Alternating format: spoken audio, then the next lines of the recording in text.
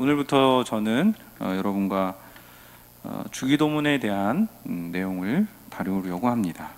최근에 주기도문을 어떤 번역으로 사용할 것인지에 대해서 이렇게 여러 가지 고민이 있었는데, 그래서 그런 걸 보면서 마침 주기도문의 내용을 좀 같이 그와 동시에 다루면 좋을 것 같다라는 생각이 들었습니다. 저희 교역자들도 매일 아침 경건회를 마칠 때 주기도문을 외웁니다. 또 저희가 보통 교회 모임은 축도로 끝나지 않는 이상은 대부분 주기도문으로 예배든 모임이든 마치기 마련이죠. 네, 우리가 그렇게 주기도문을 좀 자주 암송하고 또 그것으로 어떤 모임을 마치는데, 정말 우리 중에 주기도문의 의미를 제대로 알고 또 주기도문대로 살고 주기도문대로 기도하는 사람이 얼마나 될까? 질문을 해보면 그게 참 쉽지 않지 않을까라는 생각이 듭니다. 저도 그게 참 잘 안 돼요, 사실은. 왜 그럴까요? 왜냐하면 우리는 이 주기도문을 모임을 마치는 용도로 주로 사용하기 때문입니다. 그래서 어떤 일정한 시간이 있고 그 시간을 마치기 위해서 주기도문이 이렇게 위치가 돼 있기 때문에 휘리릭 외워버리고 다른 사람의 템포, 특별히 인도자의 그 주기도문 템포에 맞춰서 그 속도를 맞춰서 기도를 해야지 또 끝나기 때문에 의미를 상기하고 이게 기도하려고 하면 그게 불가능합니다. 그렇죠? 그래서 주로 이렇게 그렇게 우리가 암송을 해서 이제 주기도문을 하는데, 다음에 이제 제가 화면을 좀 하나 띄울 건데요. 뭐 많이 아시는 분들도 계실 거예요. 이 우루과이에 있는 성당 벽에 있는 주기도문이라고. 근데 보시면서 제가 한번 읽어드리겠습니다. 하늘에 계신이라고 하지 마라. 세상 일에만 빠져 있으면서. 우리라고 하지 마라. 너 혼자만 생각하며 살아가면서. 아버지라고 하지 마라. 아들, 딸로 살지 않으면서. 아버지의 이름이 거룩히 여김을 받으시오며 하지 마라. 자기의 이름을 빛내기 위해서 안간힘을 쓰면서. 아버지의 나라가 임하옵시며 하지 마라. 물질 만능의 나라를 원하면서. 아버지의 뜻이 하늘에서와 같이 땅에서도 이루어지소서 하지 마라. 내 뜻대로 되기를 기도하면서. 오늘 우리에게 일용할 양식을 주시고 하지 마라. 가난한 이들을 본체 만체하면서. 우리에게 잘못한 일을 우리가 용서하오니 우리 죄를 용서해 주시고 하지 마라. 누군가에게 아직도 앙심을 품고 있으면서. 우리를 유혹에 빠지지 않게 하시고 하지 마라. 죄지을 기회를 찾아다니면서. 악에서 구하소서 하지 마라. 악을 보고도 아무런 양심의 소리를 듣지 않으면서. 어떠세요? 이게 우스갯소리로 주기도문에서 기도를 빼면 뭐가 되죠? 주문이 된다고 하죠. 그래서 현대인들이 얼마나 주기도문과 엇갈린 삶을 살아가고 있는지를 잘 꼬집어주는 글인 것 같습니다. 주기도문은 원래 어떤 기도일까요? 마태복음에는 그것이 잘 드러나지 않지만 누가복음에도 이제 주기도문이 실려 있는데, 병기에서 이 기도를 보면은 누가복음에 보면 제자들이 기도를 어떻게 해야 합니까? 우리가 어떻게 기도해야 합니까? 라고 물어봐서 예수님이 가르쳐 주신 기도가 주기도문입니다. 그러니까 주님이 주기도문이라고 쓰지만 주님이 가르쳐 주신 기도, 또 다르게 명하자면 제자들의 기도라고 부를 수 있을 것 같습니다.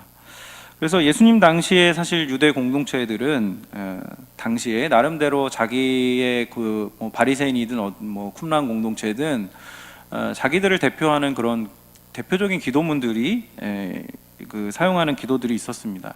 그래서 예수님의 제자가 된 이 제자들도 예수께서 시작하신 이 하나님 나라 운동을 대표하는, 그래서 예수님의 이 운동을 어떻게 기도할까 가르쳐 달라. 그래서 그 기도를 어떻게 하면 잘할 수 있을까 해서 요청을 한 것으로 보이고, 그래서 예수님이 그 요청대로 이렇게 기도하라고 이 주기도문을 제자들에게 가르쳐 준 것입니다. 그런데 이제 그것만은 다가 아닌 것 같습니다. 왜냐하면 누가복음에 보면 예수님은 여러 가지로 예수님의 모습이 이제 그 표현이 되는데, 누가복음에 두드러지는 특징 중에 하나가 누가는 예수님을 기도하는 분으로 묘사한다는 사실입니다. 여러분이 누가복음을 읽어보면 예수님이 공생애로 기도를 시작하십니다. 그리고 12제자를 뽑으시기 전에 밤을 새서 기도하셨다라고 기록이 되어 있습니다. 또 베드로가 신앙 고백하기 전에도 예수님은 기도하셨습니다. 주기도문을 가르치시기 전에도 이미 기도를 하셨고, 매 순간 개인적으로 자주 밤에 기도하셨고, 십자가에 달리고 나서도 그 십자가에서 예수님의 7마디를 우리가 가상칠언이라고 하는데 그 3마디가 기도일 정도로 누가는 예수님을 기도하는 분으로 묘사를 합니다. 한마디로 예수님은 기도의 사람, 기도의 화신이셨습니다. 이렇게 기도하는 예수님을 보면서 제자들은 아마 기도하고 싶은 생각이 들었을 것이고, 또 예수님과 같이 기도하고 싶다라는 그런 마음을 품었을런지도 모르겠습니다. 그래서 제자들은 어떻게 하면 더 잘 기도할 수 있는가 하고 예수님께 요청을 한 것이 아닌가 싶습니다. 오늘 저희가 이제 읽은 본문은 누가복음이 아니라 마태복음이죠. 그래서 마태복음에 보면 이 마태는 이제 자기의 어떤 편집의 의도에 따라서 그 예수님이 산에서 가르치신 어떤 예수님의 가르침을 모아놨는데 5장에서 7장에 거기에 이제 예수님의 주기도문을 넣어놨습니다. 그리고 위치상으로 보면 5장과 6장, 7장 중에 주기도문이 몇 장에 있습니까? 6장에 있죠. 위치상으로 보면 중간에 있고요. 전체적인 구조로 봐서도 주기도문은 산상수훈의 중심에 위치해 있습니다. 그만큼 마태는 주기도문을 중요하게 생각했고 예수님의 가르침의 핵심으로 여겼다라는 것을 알 수가 있습니다. 또 오늘 그 주기도문 이 본문의 앞 뒤에는 다 또 기도에 대한 내용이 담겨 있습니다. 그래서 주기도문의 앞에는 잘못된 기도의 예, 그래서 외식으로 하는 기도, 중언부언하는 기도를 예로 들고, 주기도문 끝나고 나서는 오늘 14절 15절에 읽으신 것처럼 다시 한번 용서가 얼마나 중요한가를 가르치시는 예수님의 모습이 여기에 등장을 합니다. 그래서 이 주기도문은 예수님의 산상수훈의 그 정점에 있는 메시지인 동시에 제자는 어떤 사람인가에 대해서, 제자는 기도하는 사람이라는 것을 알려주는 핵심 원리가 됩니다. 그래서 우리가 기도할 때 주기도문으로 기도한다는 것은 주문처럼 암송하는 것이 아니라 산상수훈의 교훈을 따라서 하나님 나라의 백성답게 살고자 하는 그런 소망을 다짐하고 고백하고 그렇게 소망하는 마음으로 기도하는 것이 바로 주기도라는 것을 깨달아야 하는 것입니다. 위대한 신학자였던 아우구스티누스는 주기도문에 대해서 이렇게 말했습니다. 제대로 기도하고 있다면 기도 중에 무엇을 말하든 이미 주기도문 안에 담긴 것을 말하는 것이다. 마틴 루터도 주기도문을 가리켜서 기독교의 모범 기도문이라고 불렀고, 중세 교회 박사라고 불렸던 토마스 아퀴나스는 주기도문을 가장 완전한 기도라고 불렀습니다.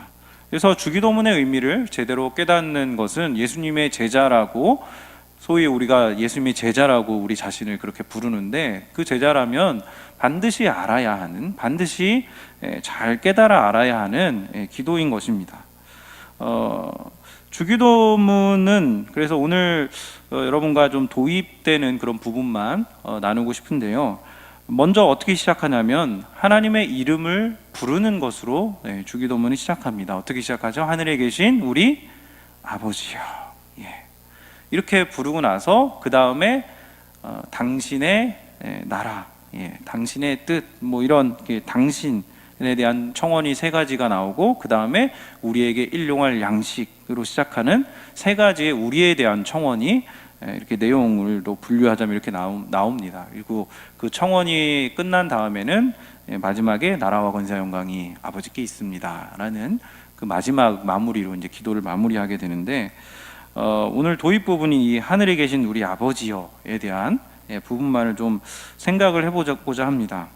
하늘에 계신 우리 아버지, 하늘에 계신 우리 아빠, 아빠하고 아버지 좀 뉘앙스가 다르죠. 아빠. 하나님은 우리의 아버지가 되신다고 합니다. 우리의 아버지가 되신다면 우리는 그분의 자녀라고 그렇게 불리는 것이죠. 그래서 아버지와 자녀 사이에 그 자녀가 아버지에게 요청하는 그것이 바로 기도라고도 볼 수 있습니다. 하나님에 대해서 우리가 이렇게 잘 오해하는 부분들이, 하나님 하면 굉장히 멀리 계신 분, 하나님은 굉장히 근엄하신 분, 하나님은 내 삶에는 관심이 없으시고 저기 저 우주 건너편 어딘가에 계시는 분, 이런 오해가 우리 앞에 있을 수 있습니다. 그래서 하나님을 오해하면 우리의 기도가 좀 그 앞에, 이 주기도문 앞에 있는 것처럼 하나님을 오해하는 기도, 중언부언하고 사실은 하나님에 대해 기도해야 되는데 자기를 위해서 기도하는 이런 오류에 빠지기가 쉬운 것 같습니다. 작년에 제가 그 군사역 할 때 제일 번거로운 일이 뭐였냐면 부대에 들어가는 일이었습니다. 부대에 들어가려면 항상 이 신분증을 제출을 하고 그 패를 받습니다. 그 목걸이가 있는데 그 신분증을 받고 나서야 들어갈 수가 있는 거거든요. 근데 요즘처럼 이제 그 날씨도 추워지고 이제 겨울이 다가오면 해가 짧아집니다. 해가 짧아지면 저녁에 이제 수협에 갈 때쯤에는 제가 갈 때 한 6시 반쯤 가도 이미 해가 져 있어요. 그러면 그 들어가는 과정이 좀 더 복잡해집니다. 차를 이렇게 타고 이제 들어가다 게이트 앞에 일단 차를 멈춰 세워야 됩니다. 그러면 거기 게이트에서 불이 탁 점등이 됩니다. 정지 이렇게. 그러면 저는 이제 차에서 내려서 뭘 할까요? 손을 듭니다. 군대요, 군대.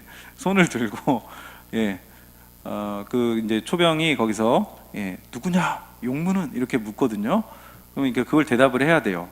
근데 한 번은 제가 그렇게 이제 그 어둑어둑해질 때, 완전히 어두워지진 않았었는데 어둑어둑해질 때 들어가는데 이제 평소대로 차를 세우고 이제 그 수화 정지선이 있거든요. 정지해야 되는 선. 거기에 이제 딱 서야 되는데 마침 그때 휴가를 복귀하는 이 장병들이 있는 거예요. 그래서 약간 이렇게 몇 걸음을 더 갔거든요. 그래서 이제 뭐 이게 비호교에서 왔다고 이렇게 얘기를 하려고 했는데 갑자기 보초를 서던 초병이 저에게 이렇게 외치는 겁니다. 뒤로 사보 갓! 깜짝 놀라서 뒤로 뒷걸음질을 쳐서 수화 정지선, 그러니까 거기를 벗어났다는 거죠. 그래서 다시 가서 누구냐? 비호교의 조경영 목사예요. 용무는 오늘 예배에 있어서 왔어요. 항상 이걸 반복해요. 그러고 나서 이제 들어가는 이제 그런 기억이 나더라고요. 그러니까 항상 그 군대는 이제 그 외부인이 군대 안에 들어가려면 그런 절차를 거치는 거죠. 저는 우리가 우리 인간이 죄에 오염되었기 때문에 죄에 오염된 후로는 본능적으로 타인에 대한 경계심을 가진다라고 생각을 합니다. 그래서 누구나 자기 가족이 아닌 이상은 타인에 대한 경계심이 있어요. 그래서 군대는 이제 아군 적군을 식별하는 이런 절차를 거치는데 물론 우리는 그렇게 하진 않지만 심리적으로는 그런 절차를 거친다는 거죠. 심리적으로 저 사람이 내 편인가 아닌가를 처음에 굉장히 많은 탐색을 합니다. 그래서 이런 절차가 끝나야 그 상대와 뭐 이야기도 나누고 뭐 마음도 터놓고 그렇게 이야기하는 것이지, 여기서 지금 막히면 그 다음에는 진전이 안 되는 것이죠. 그래서 그러니까 우리가 누군가 타인을 상대할 때 그 타인과의 대화에서도 이런 절차가 중요하듯이 하나님께 우리가 기도한다라는 것도 왜 기도의 처음에 하늘에 계신 우리 아버지여라는 그 선언이 우리의 이 기도의 시작으로 도입이 되었는가라는 걸 생각해 볼 때 아버지가 누군가라는 것을 상기해 보라는 의미인 것 같습니다. 그래서 너가 기도하는 대상이 누구냐, 너가 기도하는 대상에 대해서 생각을 할 때 그게 그 대상이 확실하다면 우리는 경계를 풀고 우리를 온전히 그 대상에게 맡길 수 있을 것이기 때문에, 아마 그래서 예수님은 우리에게 아버지를 먼저 떠올리라고 그렇게 우리에게 기도의 시작을 이렇게 기도하라고 알려주신 것이 아닌가 싶습니다. 그 사진을 좀 몇 장 보겠습니다. 한 장 더, 3장이 있는데, 그렇죠? 어떠세요? 이게 다 아버지와 자녀가 이렇게 있는 사진인데,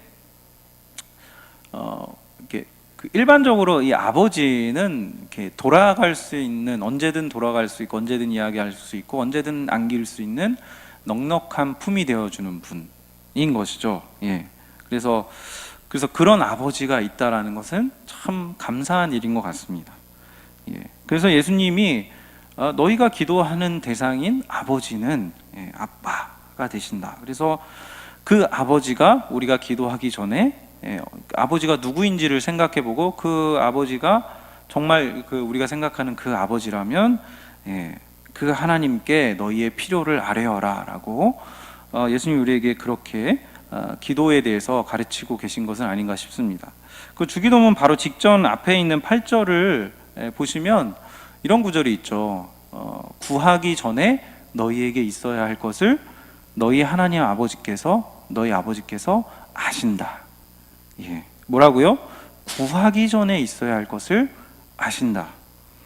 이 말씀 속에는 두 가지 위로가 담겨 있는 것 같습니다. 첫째는 하나님이 늘 우리의 기도보다 앞서서 먼저 우리의 필요를 아신다라는 그 사실이 첫 번째 위로가 됩니다. 그러니까 하나님은 우리가 우리 자신에게 쏟는 열심보다 우리에게 더 깊은, 더 간절한, 또 더 지극한 사랑과 관심을 쏟고 계십니다. 왜요? 하나님이 아버지시니까. 우리는 그분의 자녀니까.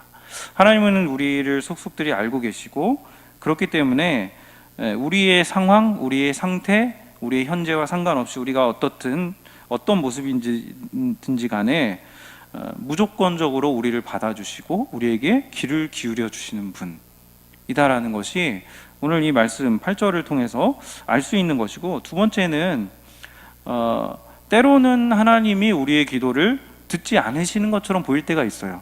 그럴 때도 이 말씀은 우리에게 위로가 됩니다. 왜냐하면 우리가 하나님께 기도 응답이 안 되고 이 일이 잘 풀리지 않고 계속해서 어떤 실패가 반복되고 불행이 겹쳐 나갈 때 우리가 하나님은 참 냉담하시지 않는가, 하나님은 기도를 안 들으시는 게 아닌가, 하나님은 심하면 나에게 적대적인 분이 아닌가 라는 생각까지 하게 됩니다. 그러나 오늘 말씀을 통해서 나타나는 하나님, 보여주시는 하나님은 어떤 분인가, 우리의 공경과 필요를 누구보다도 더 잘 알고 계시고 먼저 알고 계시다라는 것입니다. 그분은 육신의 아버지 이상으로 나의 모든 것을 알고 계시고, 그래서 우리의 증상, 우리의 현재의 모습, 우리의 지금 질병, 우리의 약함, 우리의 연약함, 이런 것도 다루실 때 우리에게 가장 필요한 것으로 우리를 처방하신다는 거예요. 그래서 달콤한 미각을 만족시키는 그런 간단한 즉각적인 효과가 나타나는 처방을 하시는 것이 아니라, 때로는 낯설지만 먹기에 쓰지만 그걸 통과하기에 너무나 쓰라리지만 때로는 그런 처방전도 우리에게 제시해 주시는 분이 하나님이시라는 것을 우리는 기억할 필요가 있는 것 같습니다. 저는 사실 아버지라는 개념으로 하나님에 대해 접근하는 이 개념이 잘 와닿질 않았어요. 왜냐하면 저는 아버지가 무서웠기 때문에 어릴 때 제가 지금도 기억나는 게 초등학교 3학년 때인가 4학년 때인가 이제 오후 예배 때 본당에서 예배를 드렸어요. 그때 이제 앞에 나와서 특송을 하는 시간이 있었는데, 그때 제가 왜 그랬는지 모르겠는데 여기처럼 이렇게 작은 강대상이 있고 여기 앞에 이렇게 섰는데 제가 이렇게 팔을 뒤로 기대고 찬송을 했어요. 왜 맞았는지 기억이 나기 때문에 그것 때문에 맞았거든요. 이러고 찬송을 하고 들어갔어요. 그러고 나서 이렇게 아무 무방비 상태로 있다가 집에 들어가자마자 먼지나게 맞았습니다. 정말 찬송을 그렇게 했다고. 그러니까 그게 어릴 때 이제 제가 생각한 아버지는 이제 그래서 이제 그건 뭐 일례고, 자상하고 따뜻하고 뭐 나를 품에 안아주시고 뭐 이런 것보다는 굉장히 두려운, 아버지는 너무 무섭다, 두렵다. 그래도 이제 매도 자주 맞기도 했는데 이게 또 일관성 있게 맞는 것도 아니었기 때문에 그런 게 더 이제 불안한 거죠. 두렵고 불안하고. 그래서 그렇게 살았던 것 같아요. 물론 뭐 지금도 그렇다는 얘기는 아닙니다. 복음 안에서 어느 정도 그런 것들은 극복이 됩니다. 이해가 되고 해석이 되고 이제 되는 부분이 있고요. 시간이 흐르고 나서 근데 이제 제가 이제 처음에 그런 게 잘 안 와닿았었는데 저도 이제 결혼을 하고 자녀가 생기고 아빠가 되다 보니까 자연스럽게 좀 그런 마음을 이제 느낄 수 있게 되더라고요. 그래서 내가 자녀를 위해 가지는 마음 그 이상으로 하나님 사랑하시는구나. 예. 사실 그 하나님 아버지가 더 훨씬 낫죠. 예. 왜냐하면은 저는 아빠라서 저의 딸내미에게 늘 얘를 위해서 뭘 좋은 걸 뭘 줄까, 얘가 요즘에 뭘 갖고 싶어하고 뭘 생각하고 이거 다 항상 저도 생각을 하고 다니거든요. 근데 가끔 이렇게 막 짜증을 부릴 때가 있고 뭐 얘도 이제 자기 인간이니까 그래서 이렇게 막 불만을 표출할 때가 있는데 그때 그 불만이 뭔지를 잘 이렇게 모를 때가 있어요. 이게 잘 해석이 안 되고 모를 때가 있어요. 근데 그건 이제 인간 아빠니까 그런 거고 좀 이제 더 얘기를 하면 뭐 그런 게 나오긴 하는데 하나님 아버지는 우리가 구하기 전에 우리가 그걸 이야기하지 않아도 알고 계신다. 이제 그런 것들이 인간 아빠보다 우리가 믿고 우리가 신뢰하는 대상인 하나님 아빠가 훨씬 더 우리의 의지할 대상이고 우리가 기도할 수 있는 그 대상이 아버지라는 하나님 아버지라는 게 얼마나 큰 우리에게 위로와 소망이 되는가를 또 생각해 볼 수 있는 것 같습니다. 여전히 사실 저는 목사이지만 위기의 순간에 흔들리고 믿음이 연약해지고 하나님이 정말 신실하신가 의심이 되기도 합니다. 여전한 연약함이 그렇게 제 안에 있음을 보면 그러나 그럼에도 불구하고 하나님이 아버지라는 사실을 다시 한번 상기하며 아버지를 믿어가는 그런 연습을 저는 지금도 하고 있는 것 같습니다. 과정인 것 같아요. 계속해서. 그래도 내가 믿는 아버지는 좋은 분이라는 것, 나를 가족으로 삼아주셨기 때문에 내가 의지해도 되겠구나, 내 어려움을 언제든 아뢰어도 되겠구나 라는 것을 지금도 저는 부단히 연습을 하게 되는 것 같고 또 한편으로는 그렇게 하나님을 고백할 수 있다는 것이 참 좋은 것 같습니다. 다른 사람들은 없잖아요. 안 믿는 사람들은 누구한테요, 그렇죠? 이것이 그 주기도를 시작할 때 우리에게 주어지는 위로가 아닌가 싶은 것입니다. 그래서 우리가 이 사실을 우리가 기도하는 대상이 누구인가를 올바르게 깨닫는다면 더 이상 안절부절할 것 없이 좌불안석할 것 없이 우리와 함께 하시는, 우리의 필요를 아시는, 우리가 평안을 누리기를 원하시는 그 하나님을 기억하며 우리는 다시금 중심을 잡아 나갈 수 있지 않을까, 그런 생각을 하게 됩니다. 왜냐하면 이게 중요한 것은 하나님이 그렇게 우리에게 평안을 주셔야 사실은 기도가 가능한 것이죠. 불안한데 마음이 막 왔다 갔다 하는데 기도가 잘 됩니까? 잘 안 돼요, 기도가. 그래서 하나님을 신뢰하는 그 신뢰가 중심에 있어야 그때야 비로소 하나님에 대한 우리가 마땅히 드려야 할 간구들을 할 수 있는 것입니다. 그래서 이 시작은 너무나 중요한 것입니다. 우리에게 신자인 우리에게 가장 중요한 무기, 참 중요한 우리의 요소가 무엇인가 했을 때 그 가장 큰 무기 하나는 기도가 아닌가 싶습니다. 기도는 하늘에 계신 아버지, 그러니까 조금 다르게 해석하면 하늘의 문을 여는 열쇠가 된다라고 볼 수 있습니다. 하늘에 누가 계십니까? 보좌에 앉으신 하나님이 계시고 그 우편에 예수님이 우리를 위해서 중보하신다라고 성경은 기록합니다. 또 예수님이 보내신 영이신 성령이 우리를 향한 말할 수 없는 탄식으로 간구하신다라고 로마서 8장은 기록하고 있습니다. 근데 여기서 말할 수 없는 탄식은 우리가 그냥 탄식 이렇게 번역을 하니까 이렇게 탄식아, 성령님이 내가 사는 걸 보시고 탄식하면서 기도하시는구나, 이게 오해하시면 안 됩니다. 원래의 의미는 말할 수 없는 간절함으로, 성령님이 말할 수 없는, 말로 표현할 수 없는 간절함으로 우리가 할 수 없는 기도, 우리는 눈앞에 있는 것만 기도하는데 성령 하나님은 우리의 구원의 완성을 위해서 우리를 구원하신 그 순간부터 구원이 완성을 이루기까지 그 완성을 이룰 수 있도록 말할 수 없는 간절함으로 우리 한 사람 한 사람을 위해 기도하신다라는 것이 그 로마서에서 성령님이 우리를 위해 일하시는 그 기도의 사역인 것입니다. 여러분, 그러므로 우리가 기도할 때 하나님은 그 얼굴을 들어서 우리를 향하시고 그 얼굴빛을 우리에게 비추사 우리에게 복을 주시기를 원하신다는 것을 믿음으로 고백하시는 여러분이 되시기를 바랍니다. 그렇게 기도할 때 하나님이 우리에게 어떻게 말씀하실까요? 사랑하는 아들아, 사랑하는 딸아, 두려워하지 말라, 담대하여라, 평안하여라. 내가 세상이 줄 수 없는 평안을 너에게 주겠다. 내가 너의 갈 길을 가르쳐 보여주겠다. 그렇게 말씀하시지 않을까? 저는 그렇게 생각하고 그렇게 믿습니다. 말씀을 맺고자 합니다. 주님이 가르쳐 주시는 기도의 시작은 하늘에 계신 아버지께 시선을 고정하는 것입니다. 아버지를 기억하는 것입니다. 그 아버지는 우리가 구하기 전에 우리에게 있어야 할 것을 먼저 아시는 분이십니다. 구구절절히 설명할 필요가 없습니다. 그저 아버지를 부르고 그 앞에 나아가면 되는 것입니다. 그러면 먼저 그 자리에 계신 주님이 우리를 안아주시고 우리의 기도에 귀 기울이시고 우리의 기도에 응답하실 것입니다. 그래서 저는 여러분이 기도를 하시기를 권면드립니다. 기도의 시작은 아버지를 부르는 것입니다. 영화나 드라마를 보면 위기에 처한 주인공들은 기도를 합니다.